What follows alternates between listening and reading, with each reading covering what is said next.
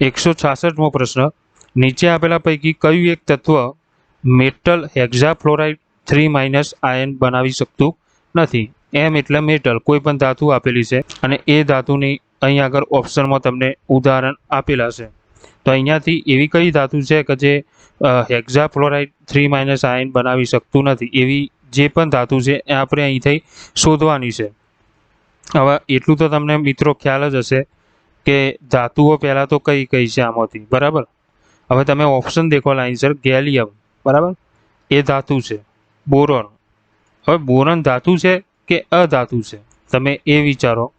Boron શું છે, ધાતુ છે કે અધાતુ છે? બોરોન અધાતુ છે મિત્રો. બોરોન શું છે, અધાતુ છે. એલ્યુમિનિયમ શું છે, ધાતુ છે. એ બરોબર છે. ઇન્ડિયમ પણ ધાતુ છે. ગેલિયમ, એલ્યુમિનિયમ અને ઇન્ડિયમ આ ત્રણ ધાતુઓ છે, પણ બોરોન અધાતુ છે.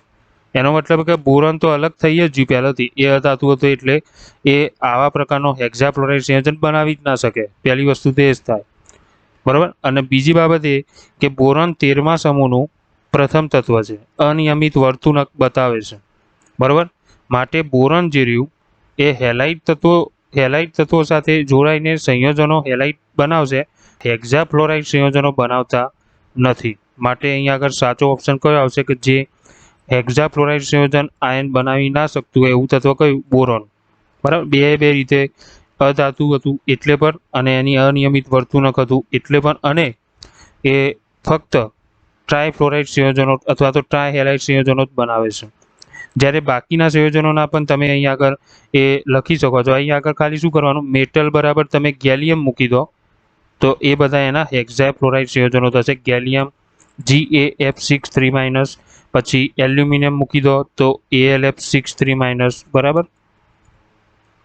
પછી ઇન્ડિયમ મૂકી દો તો ઇન્ડિયમ F6 3-. આ બધા એના હેક્ઝાફ્લોરાઇડ સંયોજનો થયા, અને એ બધા અનિયમિત વર્તુણક નથી બતાવતા, માટે એ હેક્ઝાફ્લોરાઇડ સંયોજનો બનાવી શકે છે. આ ખાસ ડિટેલ યાદ રાખવાની. પ્રશ્ન નંબર 167, નાઇટ્રોજનના સંયોજનોમાં તેની ઘટતી ઓક્સિડેશન અવસ્થાઓનો સાચો ક્રમ નીચેનામાંથી શોધો. તો આપણે આ બધાની ઓક્સિડેશન અવસ્થાઓ વારાફરતી શોધવાની જરૂર નથી. આમાં જે કોમન વસ્તુઓ રહી એટલાની જ ઓક્સિડેશન અવસ્થાઓ શોધવાની. તમે એ જોઈ શકો છો કે પહેલા ઓપ્શનમાં 4 બાબતો જે રહી એ બીજા ઓપ્શનો જે તમને આપેલા છે એમાં પણ ફરીથી રિપીટ થાય છે, એટલે એને વારંવાર શોધવાની જરૂર નથી, બરાબર. એક વખત શોધી દીધું, બરાબર, તો એને વારંવાર શોધવાની જરૂર પડશે નહીં. તમે જુઓ બધા ઓપ્શનોમાં એ જ છે, બરાબર. તો એનો મતલબ એ કે તમારે એક જ વખત શોધવું પડશે, એટલે કે આ 4ની જ તમારે ઓક્સિડેશન અવસ્થાઓ શોધવી પડશે, બરાબર. એ ચેક કરી લેવાનું પહેલાં આ રીતે કે દરેક ઓપ્શનમાં એના જ છે કે નહીં જે અણુઓ આપેલા છે. જો અલગ કોઈ બીજો આપેલો હોય તો એનો પણ એક શોધી નાખવાની આપણે ઓક્સિડેશન અવસ્થા. HNO3માં નાઇટ્રોજનની ઓક્સિડેશન અવસ્થા કેટલી થાય તો આપણને ખબર છે. કઈ રીતે શોધવાની? HNO3માં હાઇડ્રોજન માટે કેટલા? +1, બરાબર. અને નાઇટ્રોજનની શોધવાની છે એટલે નાઇટ્રોજન બરાબર આપણે લખીશું +1, અથવા તો બીજી રીતે શોધીએ આપણે. હાઇડ્રોજન માટે +1, બરાબર, પ્લસ કૌંસમાં લખીશું +1, પ્લસ નાઇટ્રોજન માટે એમને એમ જ નાઇટ્રોજનની સંજ્ઞા વાપરીશું, અને 3 ઓક્સિજન, 3 કૌંસની અંદર ઓક્સિજન, બરાબર, બરાબર. ઉપર જો કોઈ આયન હોય તો ત્યાં આગળ એ આયન દર્શાવો. અહીંયા આગળ કોઈ આયન નથી એટલે બરાબર 0 દર્શાવીશું. હવે +1. હવે ઓક્સિજન અહીંયા આગળ કઈ પ્રકારનો છે? ઓક્સાઇડ સ્વરૂપનો છે. બધી જ પ્રકારના ઓક્સાઇડ જે હોય એમાં ઓક્સિજનનો વીજભાર કેટલો હોય? -2, બરાબર. પ્લસ નાઇટ્રોજન તો એમને એમ હતો જ, +1, બરાબર. જે ઉપર હતું એનું એ જ, પણ ખાલી શું લખ્યું અહીંયા આગળ? ઓક્સાઇડ બરાબર -2 બરાબર 0. 3 દુ -6, અને આ +1 હતા, બરાબર. 6માંથી નાઇટ્રોજન +1 -6 બરાબર 0. નાઇટ્રોજન બરાબર, હવે આ 6માંથી 1 જશે, માઇનસ છે 6, તો કેટલા રહે? -5. -5 બરાબરની આ બાજુ આવશે, 0 છે ત્યાં આગળ, તો એ કેવા થઈ જશે? +5, બરાબર. એટલે નાઇટ્રોજનનું ઓક્સિડેશન સ્ટેટ કેટલું મળ્યું? HNO3માં +5, બરાબર. એ આપણે અહીં લખી દઈશું +5. એ જ રીતે નાઇટ્રોજન ઓક્સાઇડ આપેલું છે NO, તો એમાં તો ડાયરેક્ટ જ નક્કી કરી શકાય કે નાઇટ્રોજન ઓક્સાઇડમાં ઓક્સાઇડનું કેટલું હોય -2, તો નાઇટ્રોજનનું કેટલું હોય +2. ડાયરેક્ટ જ એમાં આ રીતે ગણવાની પણ જરૂર નથી. નાઇટ્રોજનનો અણુ આપેલો છે, નાઇટ્રોજનના અણુમાં કેટલું હોય, નાઇટ્રોજનનો અણુ તટસ્થ અણુ છે એટલે એમાં 0 જ હોય, એ યાદ જ રાખવાનું. બરાબર. હવે આપણે NH4Cl ની વાત કરી છે. NH4Clમાં પણ H+ જે રહ્યા H જેટલા પણ છે એમના માટે +1, એટલે ત્યાં આગળ ડાયરેક્ટ હાઇડ્રોજન કેટલા છે 4 છે, 4 ગુણ્યા +1, અને Cl માઇનસ માટે ડાયરેક્ટ 1 જ લખી દેશું -1. બરાબર. બરાબર આપણે શું લખીશું 0. 4 માંથી -1 થાય બરાબર 0, તો કેટલા રહેશે 3 બરાબર 0. 3 પેલી બાજુ જશે, પ્લસમાં છે 3, તો પેલી બાજુ જાય તો કેટલા રહે -3. બરાબર. -3 અહીં આગળ NH4Cl માટે આવશે. તો આ જે ક્રમ રહ્યો એ તમે જોઈ શકો છો કે +5 એ ઓક્સિડેશન સ્ટેટ કેવું કહેવાશે, ઓક્સિડેશન સ્ટેટ એનું કહેવાશે વધારે. બરાબર. એટલે કે ઓક્સિડેશન સ્ટેટ અહીં આગળ કેવું છે વધુ છે. જ્યારે -3 તરફ જઈશું એમ એનું ઓક્સિડેશન સ્ટેટ ઘટતું જશે. બરાબર. અહીં આગળ એ કેવું છે ઓછું છે, ઘટે છે. તો +5 થી -3 તરફ જ્યાં એટલે ઓક્સિડેશન સ્ટેટ ઘટ્યું. તો આપણો ઓપ્શન નંબર 1 જ એનો સાચો જવાબ છે. ઓપ્શન નંબર 1 જ એનો સાચો જવાબ થશે. બરાબર. 168મો પ્રશ્ન, હેલોજનો માટે નીચે આપેલા વિધાનોમાંથી કયું સાચું વિધાન નથી? પહેલું વિધાન જે છે આપણે જોઈ લઈએ, બધા જ મોનોબેઝિક ઓક્સો એસિડ બનાવે છે. બરાબર. બધા પરંતુ ફ્લોરિન ધન ઓક્સિડેશન અવસ્થાઓ બનાવે છે. બરાબર. બધા જ ઓક્સિડેશન કરતા પ્રક્રિયક છે. અને ચોથો ઓપ્શન, ક્લોરિનની સૌથી વધારે ઇલેક્ટ્રોન પ્રાપ્તિ એન્થાલ્પી જોવા મળે છે. તો આમાંથી કયું સાચું વિધાન નથી એ આપણે શોધવાનું છે. તો ક્લોરિનની સૌથી વધારે ઇલેક્ટ્રોન પ્રાપ્તિ એન્થાલ્પી છે એ સાચું વિધાન છે. બરાબર. કારણ કે ક્લોરિન એ ફ્લોરિન પછી છે, ફ્લોરિન વિદ્યુત ઋણ વધારે છે. બરાબર. પરંતુ ઇલેક્ટ્રોન પ્રાપ્તિ એન્થાલ્પીના સંદર્ભમાં ક્લોરિન જે રહ્યો એ ફ્લોરિનથી પણ આગળ છે. બરાબર. આ યાદ જ રાખવાનું. ઇલેક્ટ્રોન પ્રાપ્તિ એન્થાલ્પી ફ્લોરિન કરતાં પણ ક્લોરિનની વધારે છે. પછીનો ક્રમ તો લાઇનસર જ આવશે, બ્રોમિન અને આયોડિન. પણ ઇલેક્ટ્રોન પ્રાપ્તિ એન્થાલ્પીનું મૂલ્ય કોનું વધારે હશે? ક્લોરિનનું. તો એ સાચો ઓપ્શન છે. ચોથો, બધા જ ઓક્સિડેશન કરતા પ્રક્રિયક છે, તો એ પણ સાચો ઓપ્શન છે. કારણ કે દરેક જે હેલોજન પરમાણુઓ રહ્યા એ ઓક્સિડેશન કરતા પ્રક્રિયકો બનાવતા હોય છે. બરાબર. એટલે એ તો સાચી વાત જ છે. એના બાદ આપણે બીજો ઓપ્શન દેખી લઈએ કે બધા પરંતુ ફ્લોરિન ધન ઓક્સિડેશન અવસ્થાઓ બનાવે છે. બરાબર. તો એ પણ સાચી વાત છે. ફ્લોરિનના કેટલાક સંયોજનો જે રહ્યા એમાં ફ્લોરિન જે પરમાણુ રહ્યો એ ધન ઓક્સિડેશન અવસ્થાઓ દર્શાવે છે. એવું જરૂરી નથી કે દર વખતે -1 જ ઓક્સિડેશન અવસ્થા દર્શાવશે. કેટલાક સંયોજનોમાં એની ઓક્સિડેશન અવસ્થા તમને -1 નહીં પણ પ્લસમાં પણ જોવા મળશે. બરાબર. તો એ ધન ઓક્સિડેશન અવસ્થાઓ દર્શાવે છે. તો એ પણ સાચું વિધાન છે. તો આપણું ખોટું વિધાન કયું, જે આ પ્રશ્ન માટેનો સાચો જવાબ કયો થશે? તો ઓપ્શન નંબર 1 એ આપણા પ્રશ્ન માટેનો સાચો જવાબ થશે કે બધા જ હેલોજન તત્વો મોનોબેઝિક ઓક્સો એસિડ બનાવે છે. એ વાત જે રહી એ તદ્દન ખોટી છે. એનું કારણ એ બધા જ જે તત્વો રહ્યા ક્લોરિન, બ્રોમિન, આયોડિન એ બધાના ઓક્સો એસિડ સંયોજનો કેવા હશે? મોનોબેઝિક હશે. પણ ફ્લોરિનનો જે ઓક્સો એસિડ રહ્યો એ મોનોબેઝિક નથી, HOF. આ યાદ રાખજો. આ જે મેં લખેલું છે અણુસૂત્ર HOF એ ફ્લોરિનનો ઓક્સો એસિડ છે, પણ એ રહ્યો મોનોબેઝિક નથી. આ યાદ રાખજો. બરાબર. બાકીના બધા જ હેલોજનો મોનોબેઝિક ઓક્સો એસિડ બનાવશે. બરાબર. ક્લોરિન, બ્રોમિન, આયોડિન બધા જ મોનોબેઝિક જ બનાવશે. પણ HOF જે રહ્યો એ મોનોબેઝિક ઓક્સો એસિડ નથી. માટે આપણું વિધાન 1 જે રહ્યું એ સાચું વિધાન નથી. બરાબર. બધા જ નથી બનાવતા. પ્રશ્ન નંબર 169, સંયોજનો C7H8 નીચે પ્રમાણે પ્રક્રિયામાંથી પસાર થાય. C7H8 એટલે એક પ્રકારનું હાઇડ્રોકાર્બન સંયોજન આપેલું છે અને એની પ્રક્રિયા તમે દેખી શકો છો કે પ્રથમ સ્ટેપમાં 3Cl2 સાથે પ્રક્રિયા ગરમ કર્યું છે, એમાંથી A બન્યું, એમાં પ્રક્રિયા થઈ Br2 અને Fe સાથે તો B બન્યું, Bની પ્રક્રિયા ZnHCl સાથે થઈ તો C બન્યું. તો આપણે શોધવાનું શું છે કે નિપજ C શોધો. તો C બરાબર આપણને જવાબ આપેલા છે ઓપ્શનોમાં કે આમાંથી કયો જવાબ C બરાબર હશે. તો એના માટે તો આપણે એનું કાર્બનિક પરિવર્તન યાદ રાખવું પડે. પરંતુ C7H8 એટલે શું તો એ પણ આપણે જોઈ લઈએ। આખું કાર્બનિક પરિવર્તન આપણે અહીંયા જ લખીશું, બરાબર। સૌથી પહેલાં તો આપણે એ નક્કી કરી લેવાનું કે C7 અને C8 આપેલું છે। C7 C8માંથી જો હું બેન્ઝીનનું અણુસૂત્ર બાદ કરી દઉં એટલે કે C6H6 બાદ કરું તો કાર્બન કેટલા બાકી રહેશે? બેન્ઝીન બાદ કરી દીધો, અહીં હું બેન્ઝીન પણ દોરી દીધો। ઉપર એક સિંગલ બંધથી જે કાર્બન બાકી રહ્યા, કેટલા કાર્બન બાકી રહ્યા? એક કાર્બન બાકી રહ્યો અને હાઇડ્રોજન કેટલા બાકી રહ્યા? બરાબર, 2 હાઇડ્રોજન બાકી રહ્યા, બરાબર। તો બેન્ઝીનની રિંગ ઉપર શું જોવા મળશે? 2 હાઇડ્રોજન। હવે આપણને ખબર હોય કે 2 હાઇડ્રોજન તો ના હોય, પરંતુ બેન્ઝીનના રિંગ ઉપર વિસ્થાપન થવા માટે એક હાઇડ્રોજન ત્યાંથી બેન્ઝીનની રિંગ ઉપરથી નીકળી જશે। એ હાઇડ્રોજન પછી ક્યાં જોડાશે? જે કાર્બન CH2 સ્વરૂપે અહીં દર્શાવે છે ત્યાં આગળ આ એક હાઇડ્રોજન અહીંથી જ નીકળીને અહીં જોડાશે, બરાબર। એટલે હવે શું લખીશું? એની બદલીમાં આપણે CH2 ની બદલીમાં CH3 લખીશું, બરાબર। અહીં શું લખીશું? CH3 એટલે કે કોનું બંધારણ છે? ટોલ્યુઇન, બરાબર। આ ટોલ્યુઇનનું બંધારણ છે।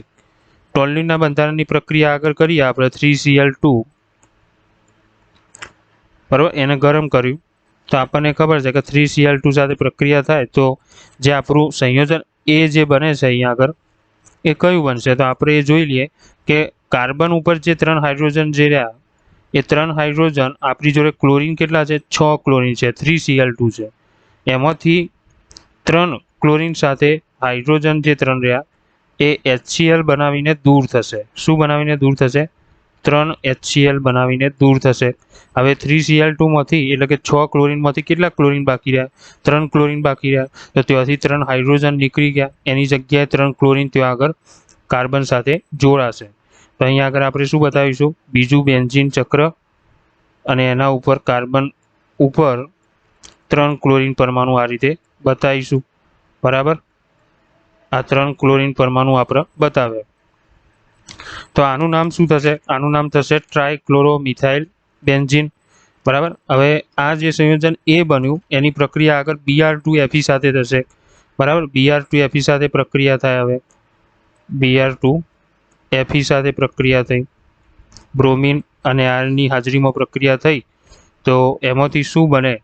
તો હવે આપણને ખબર છે કે બ્રોમિન એ વિસ્થાપન પ્રક્રિયા કરશે। અહીંયા આગળ બ્રોમિન જે રહ્યું એ Br2 સ્વરૂપે આપેલું છે તો Br અને Br વચ્ચે જે બંધ રહ્યો એ તૂટી જશે। Br2ના વચ્ચેનો જે બંધ રહ્યો એ તૂટશે, બંને બ્રોમિન અલગ પડશે।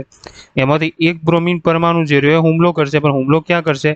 કે જ્યાં આગળ એને વિસ્થાપિત થવા માટે જગ્યા પ્રોવાઈડ કરશે। કોણ પ્રોવાઈડ કરશે એને જગ્યા? તો કાર્બન ટ્રાયક્લોરાઇડ જે રહ્યું ઉપરનું એ એને જગ્યા પ્રોવાઈડ કરશે। એને કયા જગ્યાએ એને ગોઠવશે? તો એને મેટા સ્થાને ગોઠવશે। નવો આવનાર જે બ્રોમિન સમૂહ રહ્યો એને કઈ જગ્યાએ ગોઠવશે? મેટા સ્થાને ગોઠવશે। એટલે કે બેન્ઝીન ચક્ર ઉપર CCl3 જે હતું એ તો એમની એમ જ રહેશે, CCl3, બરાબર। પરંતુ CCl3 એ નવું આવનાર જે બ્રોમિન પરમાણુ રહ્યો એના મેટા સ્થાને ગોઠવશે બ્રોમિન પરમાણુને। અને આપણે જાણીએ છીએ કે બેન્ઝીનમાં અહીંયા આગળ હું દોરી દઉં છું એ તમે નોટ કરી લેજો કે બેન્ઝીન ચક્રમાં અહીંયા આગળ શું હશે? પેરા સ્થાન, અહીંયા આગળ ઓર્થો સ્થાન, અહીંયા આગળ મેટા સ્થાન। હવે સામે સરખા સ્થાન જ હોય એટલે કે પેરાની સામેનું સ્થાન કયું હશે? પેરા। ઓર્થોની સામેનું સ્થાન કયું હશે? ઓર્થો। મેટાની સામેનું સ્થાન કયું હશે? મેટા, બરાબર। તો આ જગ્યાએ ગોઠવાય છે બ્રોમિન, મેટા સ્થાને બ્રોમિન ગોઠવાય છે નવો આવનાર। તો ત્યાં આગળથી એક H પણ દૂર થયો જ હશે, બરાબર। બ્રોમિન ત્યાં આગળ જાય તો બેન્ઝીન રિંગ ઉપરનો જે એ મેટા સ્થાન ઉપરનો હાઇડ્રોજન હતો એ દૂર થયો હશે। તો આપણે Br ના 2 ભાગ કર્યા હતા, એક Br ત્યાં આગળ જોડાશે અને બીજો Br જે રહ્યો એ ક્યાં ગયો? તો એ ત્યાં આગળ જે હાઇડ્રોજન દૂર થયો હતો એની સાથે જોડાઈને -HBr તરીકે દૂર થશે, બરાબર। તો આ આપણી નિપજ કઈ મળી? નિપજ આપણી મળી B, બરાબર। તો એનું નામ શું થશે? 1bromo3 કૌંસની અંદર ટ્રાયક્લોરોમિથાઇલ કૌંસ પૂરો બેન્ઝીન, બરાબર। અને હવે રિડક્શન પ્રક્રિયા થશે। ZnHCl આપેલું હોય તો એ રિડક્શન પ્રક્રિયા હોય અને આપણને ખબર છે કે રિડક્શન પ્રક્રિયા વખતે હાઇડ્રોજનના પરમાણુઓ ઉમેરાતા હોય છે, બરાબર।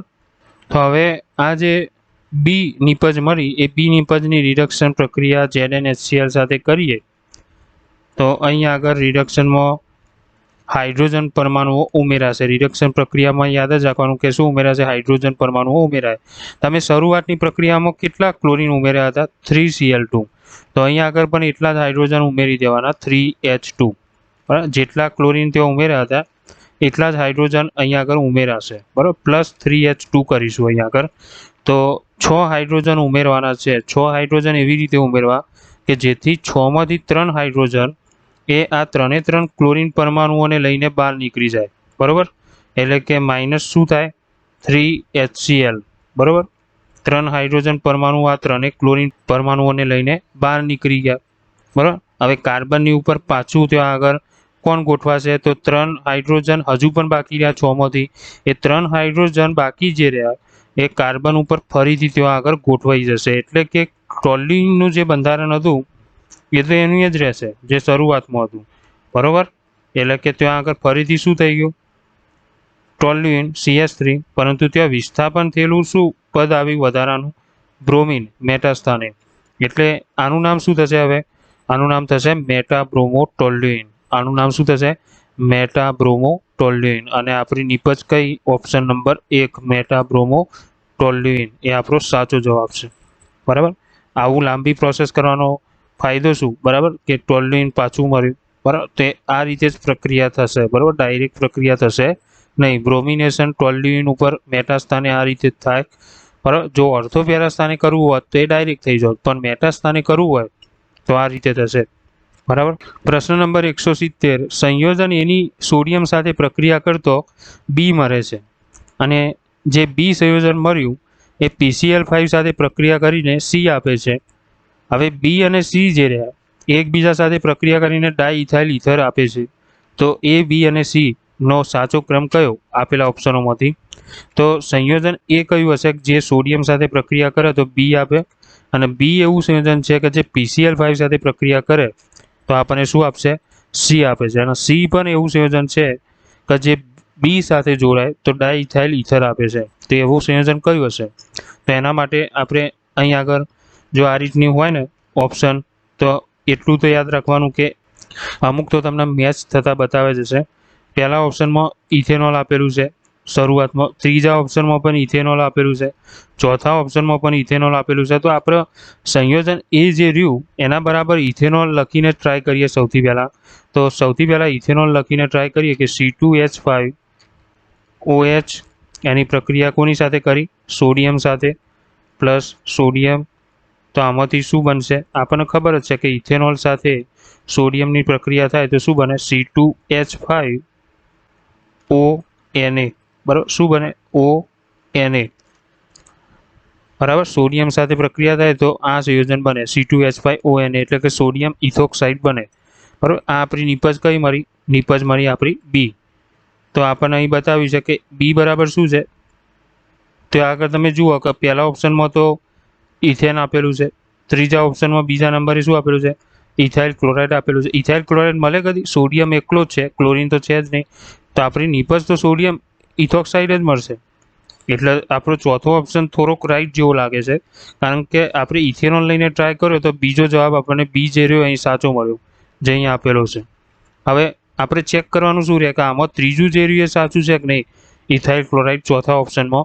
તો હવે અહીં બીજી એક વાત એ કરી છે કે બી જે મળે છે એની આગળ પ્રક્રિયા કોની સાથે કરીએ? PCl5 સાથે કરીએ. PCl5 સાથે, એટલે કે ફોસ્ફરસ પેન્ટાક્લોરાઇડ સાથે પ્રક્રિયા કરીએ. બરાબર, તો એમાંથી આપણને શું મળે નિપજ એ પણ જોઈ લઈએ. હવે PCl5 જે રહ્યું એનું બંધારણ તમને ખબર હોવી જોઈએ આમાં, તો તમે આસાનીથી એ લખી શકશો. PCl5નું બંધારણ આ ટાઈપનું હોય છે મિત્રો, એ જોઈ લેજો. બરાબર, 4 ક્લોરીન પરમાણુ ફોસ્ફરસ ઉપર આ રીતે ગોઠવાયેલા હોય છે. બરાબર, જેમાં એક જ સમતલમાં કયા છે ક્લોરીન પરમાણુ? તો આપણે જાણીએ છીએ કે આ 3 ક્લોરીન પરમાણુ એક જ સમતલમાં છે. એ 3 ક્લોરીન પરમાણુ સિવાય બાકીના જે 2 ક્લોરીન પરમાણુ રહ્યા અક્ષીય રીતે ગોઠવાયેલા એ 2 નીકળી જશે. બરાબર, એમાંથી દૂર થશે. તો એમાંથી એક ક્લોરીન પરમાણુ જે રહ્યો એ C2H5 સાથે જો જોડી દઈએ, બરાબર, અહીંયા આગળ C2H5ONA જે આપેલું છે એના 2 ભાગ પાડીશું. બરાબર, C2H5 અલગ અને ONA અલગ. તો એમાંથી C2H5 લઈને એને એક ક્લોરીન પરમાણુ સાથે જોડી દઈએ તો આપણું ઓપ્શન નંબર 4નું જે સી નિપજ હતી એ સી નિપજ આપણી અહીંયા આગળ મળી ગઈ, C2H5Cl મળી ગયું. પણ હવે બાકીની વધારાની નિપજો કઈ બનતી હશે કે અહીંયા આગળ બાકી શું બચ્યું, C2H5 તો આવી ગયું, તો ONA બાકી બચ્યું. ONA ની અંદર પણ સોડિયમ માટે પણ હજુ આપણે ભાગ પાડીએ તો ઓક્સિજન અને સોડિયમને પણ અલગ કરી દીધા. કે એમાં સોડિયમ જે બીજો ક્લોરીન પરમાણુ હતો, એક ક્લોરીન પરમાણુ તો કોની સાથે ગયો, C2H5 સાથે. બીજો ક્લોરીન પરમાણુ કોની સાથે જશે, સોડિયમ સાથે. તો અહીંયા આગળ વધારાની નિપજ કઈ હશે, એક બીજી સોડિયમ ક્લોરાઇડ, બરાબર. બીજી વધારાની નિપજ કઈ હશે, સોડિયમ ક્લોરાઇડ. અને હવે PCl3 જે બાકી રહ્યું, PCl3 એ એકલું તો ના હોઈ શકે કારણ કે હજુ પણ એક ઓક્સિજન બાકી છે. તો એવું પણ એક સંયોજન છે કે POCl3, બરાબર. કારણ કે તમે ફોસ્ફરસ ઉપરથી કેટલા બંધ તોડ્યા, ક્લોરીનના 2 બંધ તોડ્યા, તો એ 2 બંધની ગરજ કોણ સારશે, એ 2 બંધ એને કોણ આપશે, 2 બંધ એની સાથે કોણ બનાવશે, ઓક્સિજન બનાવશે, બરાબર. એટલે કે એનું સંયોજન આ ટાઈપનું હશે. પછી P ડબલ બોન્ડ O, બરાબર, અને C 3 કયો આગળ હશે, આ રીતે POCl3, જેને ફોસ્ફરસ ઓક્સી ટ્રાયક્લોરાઇડ તરીકે પણ ઓળખવામાં આવે છે. આ વધારાની નિપજ થઈ મિત્રો, NaCl અને POCl3. તમે આ સમીકરણ લખી દેજો, સમીકરણ આપેલા જ છે તમારા બુકમાં, બરાબર. તો અહીંયા આગળ નિપજો આ 3 આપણને મળી. પણ શરૂઆત કઈ રીતે કરીએ તમે જાણી ગયા છો કે સંયોજન એ માટે તમે અંદાજો ના લગાવી શકો. તમને જે ઓપ્શન આપેલા છે એમાંથી કોમન ઓપ્શન જે રહ્યો એ જ સૌથી પહેલાં તમારે ટ્રાય કરવાનો. તો એના ઉપરથી તમને B અને C ઓટોમેટિકલી મળી જ જશે, બરાબર. તો આ રીતે તમારે આવા જે પરિવર્તન હોય એ પૂરા કરવાના. 170 પ્રશ્ન હતો, એનો ઓપ્શન નંબર 4 એ આપણો સાચો જવાબ થયો, બરાબર. બાકીના પ્રશ્નો હવે નેક્સ્ટ વિડીયોની અંદર દેખીશું. ચાલો તો મિત્રો, આ વિડીયો પસંદ આવે તો લાઇક કરી દો, સબસ્ક્રાઈબ કરવાનું ભૂલતા નહીં, બરાબર. રેડ બટન દબાવી દો સબસ્ક્રાઈબનું, અને શેર કરવાનું પણ ભૂલતા નહીં.